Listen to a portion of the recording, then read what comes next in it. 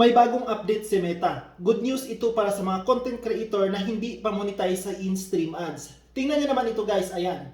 0 of 0 criteria meet. So ibig sabihin, wala na pong hinahanap na criteria si Meta para ma-monetize ka sa in-stream ads.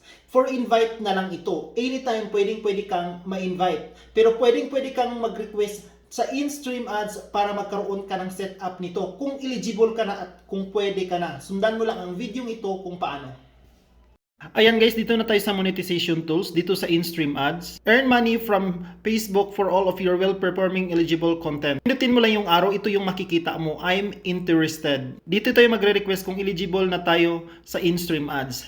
Expressing interest in this program does not guarantee acceptance. You won't receive a response if you're not eligible. Ito sa box guys, magsulat po kayo dito kung ano yung isusulat nyo dito na bakit kayo nagka-interest na magkaroon ng in-stream ads? Katulad sa akin guys, ito yung sinusulat ko. Ito yung sa profile ko. Ayan. Pag nakasulat na po tayo, isa-submit mo lang. Ayan, submit interest. Yan lang po ang gagawin ninyo. Yung blue dyan, submit. Ayan. Ayan na po. Thanks for sharing for your interest in this program. You'll be notified if you become eligible.